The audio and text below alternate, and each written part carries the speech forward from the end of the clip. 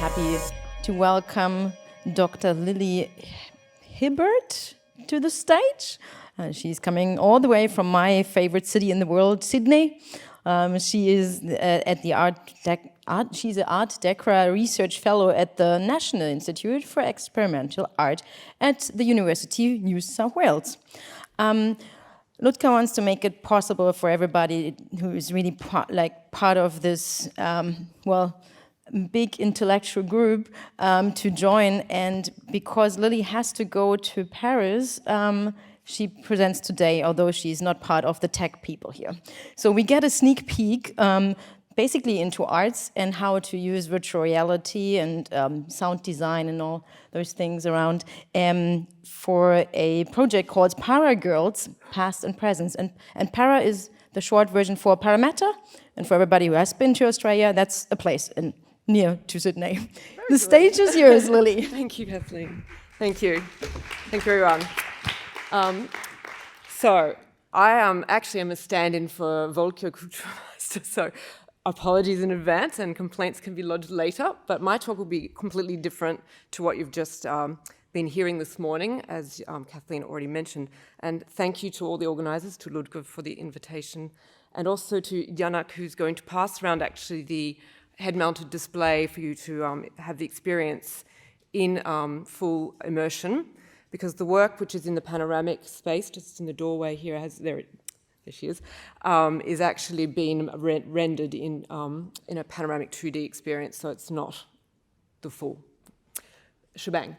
So I just wanted to pick up a little bit on what Diego left us with. Thank you very much, Diego, that was fantastic. On the notion of democracy in these kind of experiences. And so much of the slant, it tends to be, and I'm prepared to talk, I decided to change it a little bit just here, tends to orient towards the user's experience. When we began to make this work, which has as its full title, it's Parragirls Past Present, Unlocking Memories of Institutional Care. So when we embarked on this project, it was in fact on the invitation of this group of women called Parragirls. And this is a scene from this institution. Parramatta Girls' Home was a state care institution in Western Sydney that operated until 1974. And this place was, in fact, a punitive disciplinary child welfare institution. And the reason I wanted to focus on the democratic notion is how do we include such a group of people in this highly technical production? And so it's not only about users and making the spectators, engaging spectators on a democratic level, it's also producers. And this was actually a very, very, very difficult project. I came to it as, it says here, I'm an ARC Deco researcher, but in fact that project comes out of 8 years of collaboration with this group of women. So it's not that you fly in, and everyone knows in terms of documentary cinema, there's precedents there. A fly-in, fly-out kind of project just isn't going to actually work for those people who are so marginalised. And not only here do we have marginalisation, we have an enormous amount of trauma. So there's been an inquiry. This work was actually made during the same period or at the culmination of a major inquiry in Australia you might have heard of called the Royal Commission into Institutional Response to Child Sexual Abuse. So this is like a keystone work at the culmination of that, and a lot of politicians and various people came to see it. But the most important thing for us was how do we deal with this unwanted memory that nobody in the country wanted to deal with and that the women themselves could not, in fact, confront. So these are just some images of the official images put out by the State Welfare Department of New South Wales on the kind of discipline that was happening in this space. It doesn't really tell you about the closed spaces, such as solitary confinement spaces, of which there were 3. So what we do, what I'd like to sort of think about rather than moving forward so quickly is maybe thinking about how we can use this technology of immersion to map more deeply, to excavate deeply, to mine experience rather than fly over the surface. And so that was our major challenge at the beginning of this work. These are small images. The historical presentation of this institution was that it was for the moral good. So we were actually commissioned this work for the Epicylinder at Epicenter, which is a medical visualization facility at the University of New South Wales that Sarah Kendradine was the person who actually built this facility.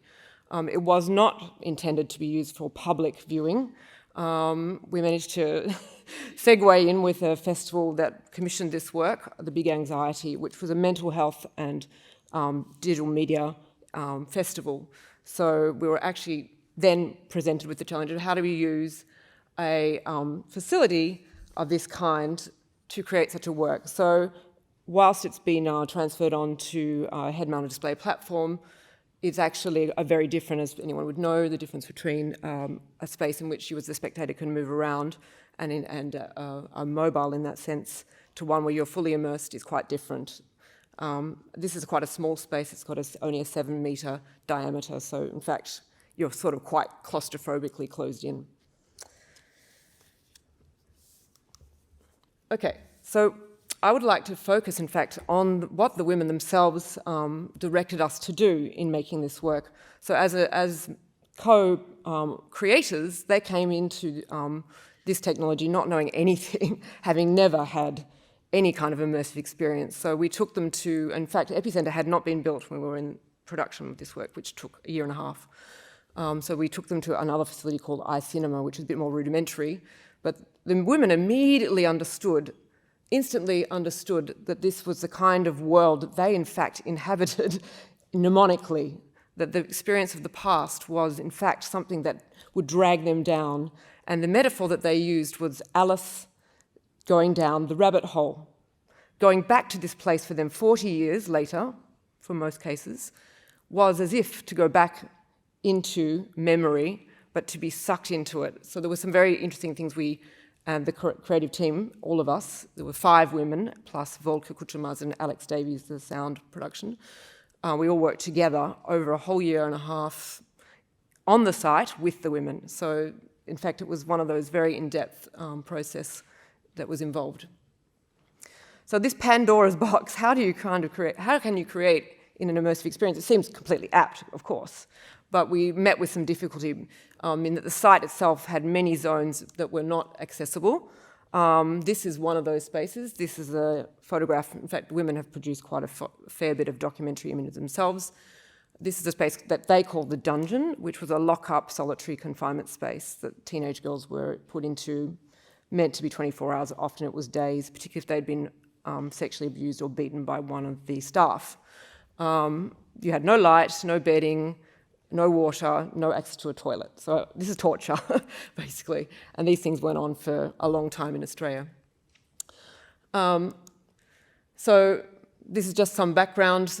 This is one of the other spaces. Over the 8-year period of this project, the women, in fact, occupied these spaces themselves. We created a project that enabled the women to make an creative art space for themselves on that space. So it was only over a period of 5 to 6 years that they were able to come back and actually cross that threshold, the traumatic threshold of that space. So again, this long enabling and empowering of these women was really very much the background to bringing in that technology, but we had to get the two ends to meet, which was a very challenging process. A lot of workshops. The women did not want to be recorded. They did not want to go into those spaces. They still cannot go into those spaces. They can't view the work. So why did they make it? It's a very good question. I'll just flick through couple of these images. You can see the sort of caliber, it's not, one of the other things to point out, this is not a therapeutic project.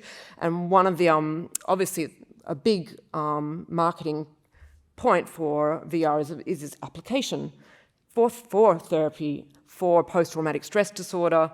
The women were very clear that this was not going to help them deal with their problems, that for them, in fact, representing the experience to others was the key empowering moment and issue here. This is, in fact, the same building that one of the solitary confinement spaces that is in the work. And these are images that give you an idea of the state that this place was in when we were there, when we first occupied. We had been abandoned for several decades, had been repurposed for various, as a women's detention or prison weekend periodic detention centre, but had basically been left to rot for a very long time. It was an unwanted space. So one of the issues in terms of storytelling in this kind of space is how do you, we had a long debate with the women about would we give control over to viewers in this space, or how did they feel about this idea? And there was an instant reaction, absolutely not. Our experience was of one of constant surveillance, control and discipline and punishment if we stepped out of line, so that in fact what needs to happen in this experience is for the spectator, the user, the person immersed in it to in fact experience the loss of control. And how are we going to do that? How are we going to travel through these spaces with that notion? And I think this should just play. Oh, no. Yes. So this is one of the answers we came up with Volker. He we in fact transitioned through, as if transcending through the material of these spaces and buildings. This is not actually a sequence from the work, but it's a very good example. And in fact, the point of view is a lot lower in the final work. It was dropped down to be the point of a young adolescent or child. So you're in fact dropped right down, which is unusual in these kind of perspectives.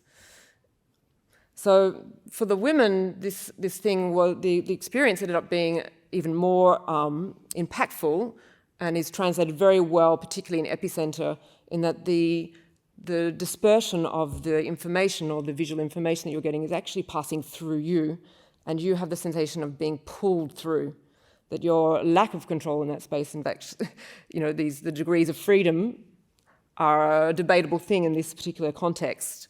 You have the degree of 3 degrees of freedom in terms of your motion and extent to which you can move your visual optics around the space, but your motion through in terms of the linearity of this work is completely controlled and contrived. Okay.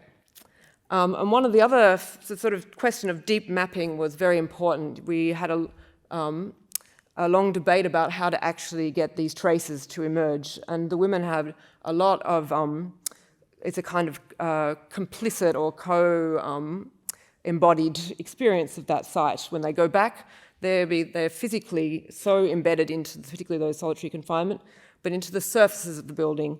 One of the punishments they had was to scrub hours on end walls with toothbrushes. They marked and scored their names into surfaces, and it's redolent, although they're very slowly disappearing, these traces, and we've done many projects around these issues, more on the level of what is that archive and what is the meaning of it from a non-official historical point of view.